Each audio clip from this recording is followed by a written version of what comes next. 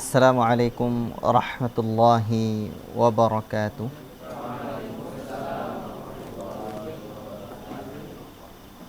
Alhamdulillah wassalatu wassalamu ala Rasulillah wa ala alihi wa sahbihi wa mawalah wa man tabi'ahum bi ihsanin ila yaumis sa'ah. Amma ba'd. Ikhwati fillah, barakallahu fikum. Berarti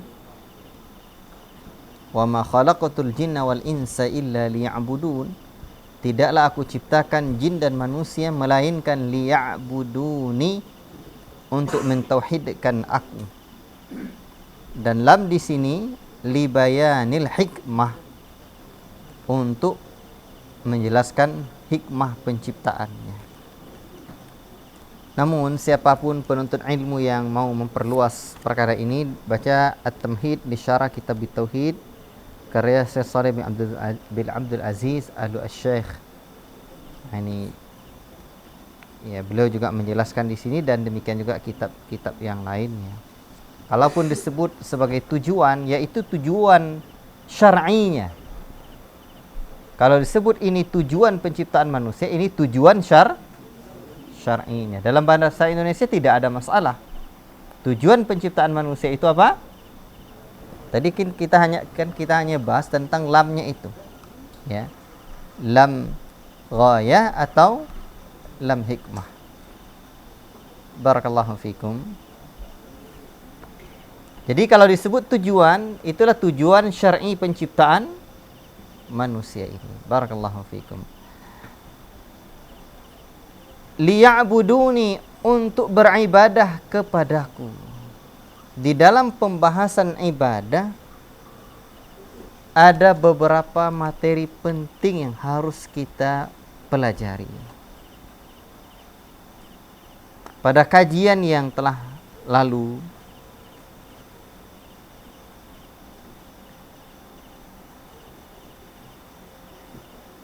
ada di sini tidak? Sampai berapa? Di catatan itu ada.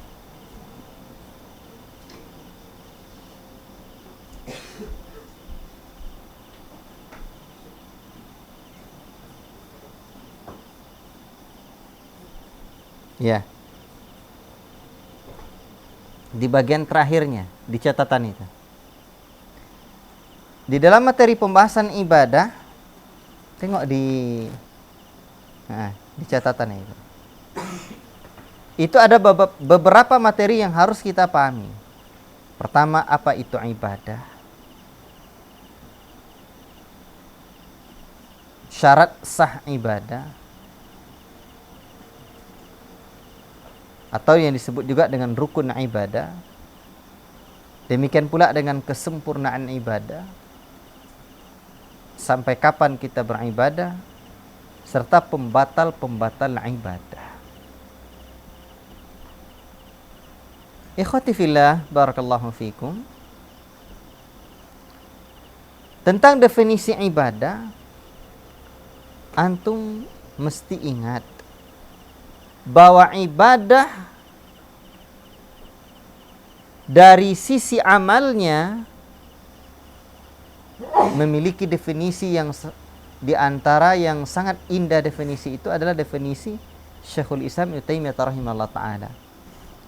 Apa kata beliau? Ibadah adalah ismun jami'un likulli ma yuhibbuhu Allah wa yarda min aqwali wal af'ali adh-dhahirati wal batinah. Ibadah itu adalah ismun jami'un, isim jami' yang mengumpulkan likulli, atau yang terkumpul padanya, likulli, segala sesuatu, ma yuhibbuhullahu, apa yang dicintai oleh Allah, wa yardahu, dan yang diridhai oleh Allah, minal aqwali, berupa perkataan, wal af'ali, minal aqwali wal af'ali dhahirati, atau a'mali dhahirati, berupa perkataan dan perbuatan al-zahirati, yang zahir dan yang batin.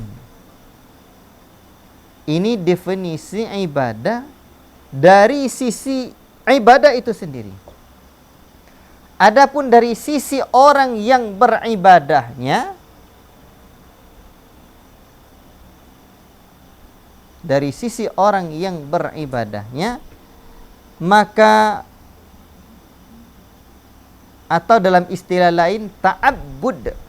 Jadi berbeda antara ibadah dan ta'abbud.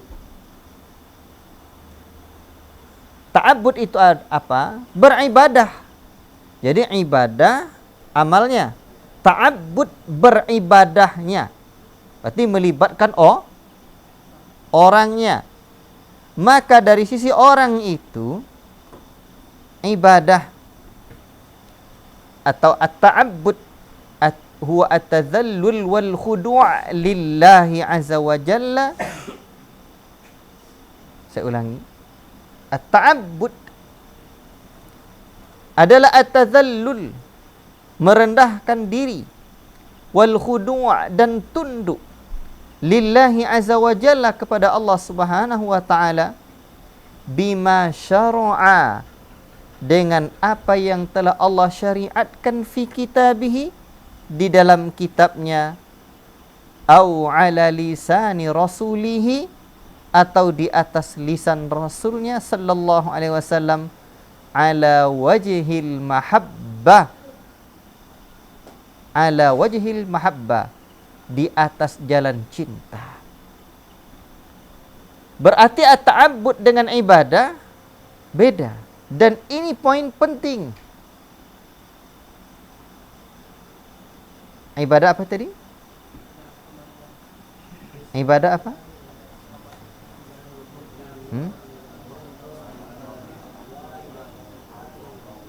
Ismun jami'un, nama yang menjadi kumpulan perkara yang dicintai oleh Allah dan diridainya berupa perkataan dan perbuatan yang zahir dan yang batin. Itu ibadah. Jadi bukan hanya salat, tapi banyak. Nanti saya uraikan. Adapun ta'abbud, peribadahan melibatkan orangnya, maka yang harus ada dalam diri orang yang beribadah itu ada apa? Atadzallul. Apa tadzallul? Tunduk. Wal khudu', menghinakan diri dan tunduk kepada Allah Azza wa Jalla terhadap apa yang ia syariatkan di dalam kitabnya atau lisan Rasulnya sallallahu alaihi wasallam, di atas jalan mahabbah, cinta. Baik. Ikhwati fillah, maka di dalam at-ta'abbud atau beribadah ada at-tadhallul dan khudu', merendahkan diri dan tunduk kepada Allah Subhanahu wa taala. Tetapi bukan setiap yang merendahkan diri dan tunduk kepada Allah disebut ibadah. Bahkan tidak disebut ibadah kalau tidak tunduk dan merendahkan diri dengan syariat Allah. Maka wajib ada kata bima syara'a, terhadap apa yang Allah Ta'ala syariatkan fi kitabihi, di dalam kitabnya atau melalui lisan Rasulnya. Jadi tidak orang yang tunduk, tidak hanya orang yang menghinakan diri kepada Allah saja disebut ta'abbud, enggak. Tapi harus ada kata bima syara'a, terhadap yang disyariatkan oleh Allah Subhanahu wa taala. Maka ketika disebut kata bima syara'a, maka bukanlah dengan hawa, bukan dengan pemikiran, bukan dengan yang lain-lainnya. Fahim tu? Ya. Baik. Untuk itu, para ulama juga menyebutkan bahwa ada kesempurnaan ibadah. Seperti Syekh Al-Hafidh Al-Hakami dalam A'lamus Sunnah Al-Mansyurah menyebutkan, mata yakunul amalu ibadatan, kapankah sebuah amal itu baru disebut atau bernilai ibadah? Bernilai ibadah. Jadi yang beliau maksud Amal menjadi ibadah di sini itu ta'abbudnya. Apa itu ta'abbud? Menjadi sebuah peribadahan. Nah, itu yang dimaksud. Nah, jadi sebuah amal itu betul-betul dinilai baru menjadi sebuah peribadahan. Itu disebut pula oleh beliau idza akmala fihi syai'an, apabila sempurna dua perkara. Itu dalam kitab A'lamus Sunnah Al-Mansyurah, bagian-bagian awalnya. Wa huma kamalul hubbi ma'a kamaliz dzulli, sempurnanya rasa cinta kepada Allah, bersamaan dengan itu sempurna pula rasa penghinaan diri di hadapan Allah. Jadi dalam diri orang yang beribadah itu ada ketundukan, ada penghinaan diri, ada kecintaan kepada Allah. Atau dalam bahasa para ulama yang lain, rukun ibadah hati itu ada 3. Yang pertama, al-mahabbah. Yang kedua, al-khauf, rasa takut. Yang ketiga, ar-raja, ada harapan. Itu rukun ibadah hati. Saya ulangi, rukun ibadah hati ada apa? Al-khauf, al-mahabbah dulu. Yang kedua, ar-raja. Yang ketiga, al-khauf atau ar-raja. Ya. Jadi harus ada yang 3 ini. Cinta, harap, dan takut. Baik. Kalau rukun ibadah zahir ada berapa? Syarat diterima ibadah. 1, ikhlas dulu. Yang kedua, ittiba. Baik. Kita coba betul-betul pahami. Ibadah dari sisi materinya, definisi yang terbaik adalah definisi yang disebutkan oleh Syekhul Islam Ibnu Taimiyah. Apa tadi? Ismun jami'un likulli ma yuhibbuhullah wa yarda min aqwali wal af'ali adh-dhahirati wal batina. Satu nama yang menghimpun segala sesuatu yang dicintai oleh Allah, berupa perkataan dan perbuatan yang zahir dan yang batin.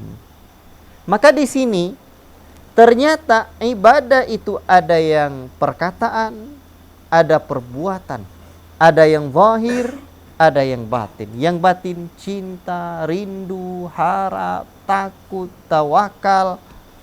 Itu ibadah yang batin. Ibadah yang zahir, salat, puasa, haji, zakat, dan yang lain-lain. Dan syarat diterima ibadah itu ada 2. 1, ikhlas. 2, mutaba'ah. Sesuai dengan al-muwafaqah. Sesuai dengan sunnah Nabi SAW. Tapi ibadah apabila tidak dikerjakan, maka tidaklah disebut dengan peribadahan. Peribadahan disebut dalam bahasa dengan at-ta'abbud. Peribadahan. Di dalam peribadahan mesti ada apa? Ada atadzallul, penghinaan diri di hadapan Allah. Ada khudu', tunduk dengan Allah. Ada mahabbah. Apa mahabbah? Cinta. Disebut juga oleh para ulama rukun ibadah hati. Ada berapa? 3. 1, cinta, al-mahabbah. 2, ar-raja, cinta, harap. Yang ketiga, khauf. Jadi bersamaan dengan cinta itu ada rasa harap kepada Allah, ada rasa takut kepada Allah. Nah, itu baru bernilai dia sebagai peribadahan. Rasa cinta, rasa harap, rasa takut di dalam menjalankan syariat ibadah. Baik. Ini penting. Karena banyak orang-orang yang hanya menghadirkan rasa takut, rasa harap, rasa cinta, tetapi syariatnya tidak di atas syariat Allah. Untuk itulah ketika kita ditanya bagaimana cara beribadah kepada Allah, jawabannya apa? An-na'budallaha kama yuridullah. Kita beribadah kepada Allah sebagaimana yang Allah Ta'ala inginkan, bukan seperti yang kita mau-mau atau suka-suka saja.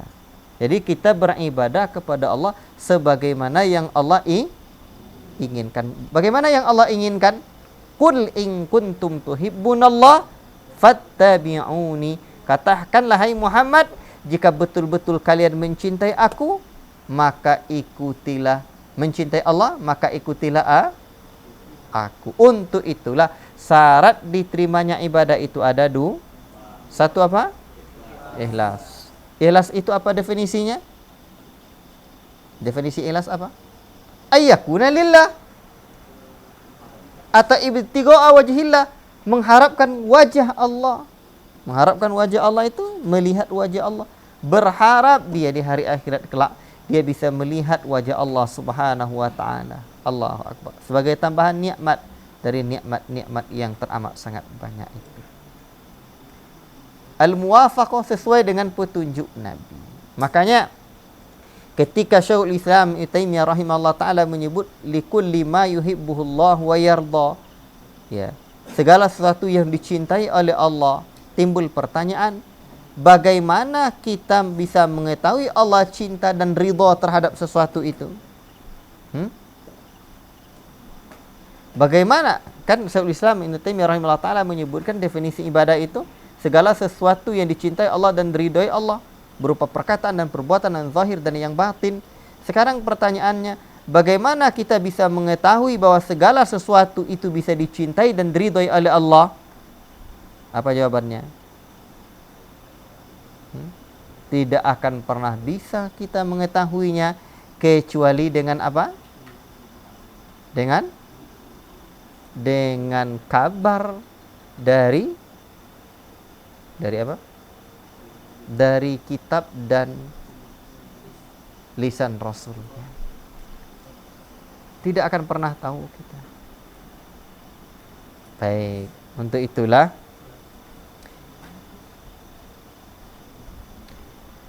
beribadah kepada Allah Subhanahu wa taala itu harus sesuai dengan petunjuk Nabi. Al-muwafaqah. Dan sudah sering-sering kita dengar di dalam surah Al-Mulk Allah menyebutkan apa? Allazi khalaqal mauta wal hayata liyabluwakum ayyukum ahsanu amala. Ialah Allah yang menciptakan mati dan hidup untuk menguji di antara kalian siapa yang terlebih baik amalnya. Bukan Allah sebutkan aktsara amala, terlebih banyak amalnya. Tapi Allah sebutkan terlebih baik amalannya. Maka baik amalan itu, ahsanu amala itu ada dua, ikhlas. Dan yang kedua adalah muwafaqatus sunnah. Sesuai dengan sunnah Nabi. Sesuai, bukan hanya sekedar sesuai begitu saja. Harus sesuai dalam 6 perkara.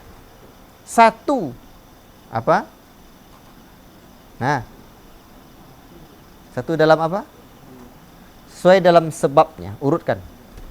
Sesuai dalam sebab. Contoh, kenapa kamu sekarang baca salawat banyak-banyak? Karena hari ini hari Jumat. Berarti sebabnya sama dengan sebab yang diajarkan Nabi. Kenapa kamu salat sunnah hanya 2 rakaat sebelum subuh? Kenapa? Ya sebabnya. Kenapa kamu salat sunnah hanya 2 rakaat? Ya karena memang salat sunnah sebelum subuh. Sebab Nabi salat sunnah sebelum subuh itu hanya 2 rakaat. Ya, berarti pas sebabnya. Tak dibuatnya banyak-banyak. Barakallahu fikum. Kalau mau banyak-banyak juga sebelum salat subuh masuk. Sebelum waktu salat subuh masuk, salat malam namanya. Baik. Atau apa lagi yang sebab itu? Sebab itu misalkan seperti ya membaca suratul kahfi. Kenapa kamu baca suratul kahfi? Ya sekarang hari Jumat. Tapi kenapa kamu baca surat apa lagi?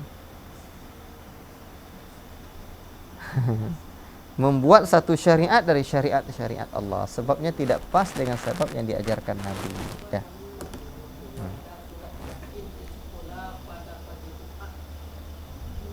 Yang kedua, betul dalam waktu atau sama sesuai dalam waktu.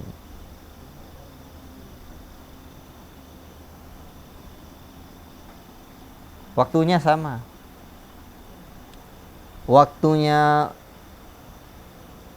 apa contohnya?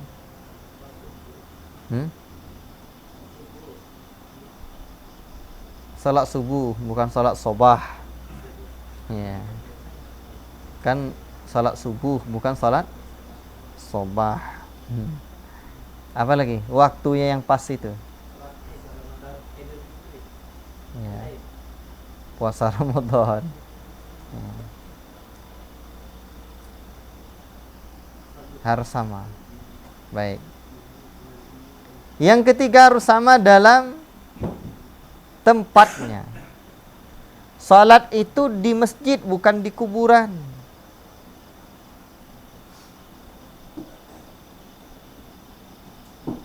Nabi sudah menyebutkan la tusallu ilal kubur, jangan salat kalian menghadap kuburan. Semua bumi ini tempat salat kecuali satu, al-maqbarah wal hammam, kuburan dan tempat pemandian. Jadi kuburan itu bukan tempat salat. Jadi sama dengan tempatnya. Sama seperti, dan juga misalkan tempat salat, kalau salat sunnah itu dekat dengan sutra. Sutra itu apa? Pembatas. Jadi dia salat di belakang, ada yang salat di depan. Yang paling tepatnya yang di belakang atau di depan? Mau di belakang, mau di depan, terserah. Yang paling penting ada sekitar 3 hasta dari tempat dia tegak itu sutra. Sutra itu apa? Pembatas. Karena Nabi menyebutkan la tusallu illa ila sutra. Jangan kalian salat kecuali menghadap sutra. Nah, jadi terserah. Mau di depan, mau di belakang, terserah. Harus ada, yang ada jelas ada sutra. Berarti tempatnya pas. Baik. Yang keempat, apa lagi? Sesuai dalam caranya. Tata caranya seperti apa? Sallu kama ra'aitumuni usalli. Salatlah kalian sebagaimana aku salat. Takbirnya seperti apa? Ruku'nya seperti apa? Baik. Kemudian sesuai dalam bilangannya. Yang kelima, bilangannya pas. Bilangan zikir setelah subhanallah setelah salat itu 33 kali dibuat Nabi. Buatlah 33 kali. Da'uni ma taraktukum. Cukupkan oleh kalian apa yang kutinggalkan buat kalian. Tapi saya mau banyak-banyak, Ustaz. Bacalah sebanyak-banyaknya subhanallah bihamdi, subhanallahil azim sepanjang hari. Selama bukan di tempat-tempat yang terlarang dalam WC, tidak boleh. Tapi setelah selesai sholat, subhanallahnya 33 kali. Kalau ditanya, kenapa kamu buat seperti itu? Nabi buat begitu, saya sayang kat Nabi, maka saya buat seperti itu. Simpel saja. Yang dibuat Nabi aja kadang belum sempurna kita lakukan. Bagaimana pula kita buat-buat yang tidak dibuat oleh Nabi. Baik. Yang kelima. Keenam lagi ya? Jenisnya sama. Akikah itu dengan kambing, bukan dengan ayam hutan, sekalipun ayam hutannya sudah jadi ayam pemikat, mahal harganya, maka tidak bisa untuk jadi akikah atau kurban. Kalau berkorban dia tuh, ayam hutannya mungkin udah 3 juta ditawar orang, udah berkorban dia tuh, korban uang. Cuman kan belum terhitung ibadah kurban. Kalau berkorban, udah banyak. Baik. Itu sesuai dalam 6 cara. Jadi seringkali di masyarakat kita sesuai itu hanya dilihat dari waktu kadang. Dalam bilangan, dalam cara, sebabnya tidak dikaji. Ya. Masuk juga dengan tempatnya juga tidak dikaji. Untuk itulah tugas kita mengingatkan masyarakat yang belum tahu. Kan simpel. Barakallahu fikum. Alhamdulillah kita dah tahu. Baik. Kemudian kita disuruh mengikuti Nabi dalam ibadah ini. Jangan menyelisihi Nabi. Minimal ada 3 alasan. 1, agama ini sudah sempurna disampaikan Nabi. Tidaklah Nabi wafat melainkan Allah sudah menyebutkan al-yauma akmaltu lakum wa atmamtu alaikum ni'mati wa raditu lakumul Islam madina. Pada hari ini telah aku sempurnakan untukmu agama, telah aku sempurnakan nikmatku untukmu, dan aku telah ridhai Islam sebagai agama untukmu. Sempurna. Bahkan Rasul menyebutkan qad taraktukum ala mathalil bayda lailuha kanahariha la yazi'u anha ba'di illa halikun. Sungguh aku telah tinggalkan kalian putih berseri, terang benderang, saking jelasnya. Malamnya saja laksana siang, apalagi siangnya. Jelasnya agama ini. Maka tidak ada, kata Nabi, yang menyimpang dari jalan yang terang ini melainkan dia akan binasa. Baik, itu alasan yang pertama, sempurna. Alasan yang kedua, Rasul telah dijadikan oleh Allah Subhanahu wa taala sebagai suri tauladan yang sempurna. Laqad kana lakum fi Rasulillahi uswatun hasanah. Sungguh adalah pada diri Rasulullah sallallahu alaihi wasallam itu untuk kalian, maka laqad kana lakum fi Rasulillahi uswatun hasanah. Maka sungguh adalah pada diri Rasulullah sallallahu alaihi wasallam itu untuk kalian sebagai suri tauladan. Allahu akbar. Alasan yang ketiga, Allah Subhanahu wa taala telah menjadikan segala kebahagiaan dengan mengikuti Rasulullah dan segala kesengsaraan dengan menyelisihi Rasulullah sallallahu alaihi wasallam. Dalilnya di dalam surat Al-Quran Allah mengatakan, "Wa may ya'sillaha wa rasulahu fa inna lahu nara jahannama khalidina fiha." Ya. Barang siapa yang mendurhakai Allah dan Rasulnya, maka sungguh dia mendapatkan neraka Jahannam. Jadi orang-orang yang menyelisih Rasulullah sallallahu alaihi wasallam ternyata diancam dengan apa? Neraka Jahannam. Di ayat yang lain Allah Subhanahu wa taala juga menyebutkan, "Wa may ya'sillaha wa rasulahu wa yata'adda hududahu yudkhilhu naran khalidan fiha wa lahu 'adzabun muhin." Ya. Dan barang siapa yang mendurhakai Allah dan Rasulnya serta melampaui batasan-batasan Allah, ketentuan-ketentuan Allah, Allah akan masukkan dia ke dalam neraka khalidan fiha. Mereka kekal di dalamnya. Ini surah apa Ki? Surah An-Nisa ayat 14. Ayat sebelumnya itu apa?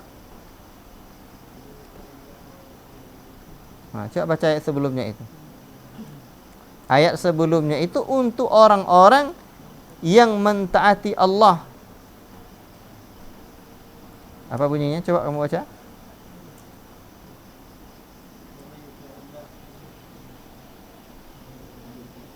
Wa may yuti'illaha wa rasulahu yudkhilhu jannatin tajri min tahtiha al-anhar khalidina fiha wa dzalikal fawzul 'azim.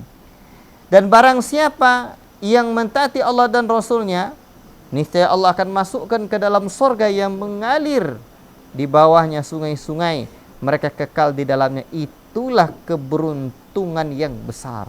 Berarti di ayat sebelumnya Allah menyebutkan orang segala kebahagiaan dengan mengikuti Rasul, mengikuti Allah dan Rasulnya. Segala kesengsaraan dengan mengingkari Allah dan Rasulnya. Baik. Itu 3 alasan kenapa kita disuruh mengikuti Rasulullah sallallahu alaihi wasallam dalam ibadah ini. Baik. Ikhwati fillah barakallahu fikum. Yang terakhir secara ringkas, pembatal-pembatal ibadah. Syekh Salim bin Aid Al-Hilali hafizahullah ta'ala menyebutkan di dalam kitabnya Mubtilatul A'mal, ada 18 pembatal-pembatal amal. Tapi saya tidak bisa terangkan detail pada kesempatan ini. Yang pertama, syirik. Nah, ini batal semua dia amalan itu. Wala in asyrakta la yahbitanna amal. Jika kamu berbuat syirik, ai Muhammad saja kalau berbuat syirik, ini saya akan batallah semua amalan. Jelas ini. Yang kedua, riya. Juga membatalkan amalan. Siapa yang memperlihatkan amalnya untuk orang lain, mintalah besok di hari akhirat amal itu pahalanya kepada orang yang dia perlihatkan amalnya itu. Dalam salat gimana Ustaz? Kadang riya, kadang ikhlas. Allah akan timbang-timbang nanti. Ibnu Rajab itu memberikan penjelasan di dalam kitabnya ya tentang apakah batal amalnya atau tidak. Khulasatul kalam insyaallah pendapat yang kuat bahwa ditimbang nanti amalannya itu. Mana yang ikhlasnya, mana yang tidak. Karena memang manusia itu begitulah. Hati itu berbolak-balik dia. Jadi yang ikhlasnya ikhlas, yang tidak ikhlasnya tidak ikhlas. Apabila dia terus berjuang, dia akan mendapatkan pahalanya insyaallah. Yang ketiga, mendustakan takdir. Itu tidak diterima sekalipun berinfak sebesar gunung Uhud emas sebesar gunung Uhud diinfakkan, tidak akan diterima amalannya kalau mengingkari takdir. Yang keempat, meninggalkan salat asar. Ternyata meninggalkan salat asar akan mengakibatkan pahala amalan itu menjadi hilang. Untuk itu menjadi perhatian besar hendaknya di pondok-pondok pesantren untuk tetap melaksanakan jamaah salat asar. Tapi banyak pondok pesantren tidak begitu memperhatikan ini lagi. Sehingga beko balik sekolah pemain bola, dalam jam bapo-bapo balik lah. Baru salat asar. Kadang tak salat asar. La ilaha illallah. Tapi bagusnya kita buat buat kajian khusus tentang kitab Mubtilatul A'mal ini. Bukunya kecil aja. Apa judul bahasa Indonesianya? Pembatal-pembatal amal. Kalau nggak salah, pembatal-pembatal amal soleh ya. Dulu sudah pernah saya buat kajian kitab ini. Tapi dia tidak semua amalan kita dibatal oleh salat asar ini.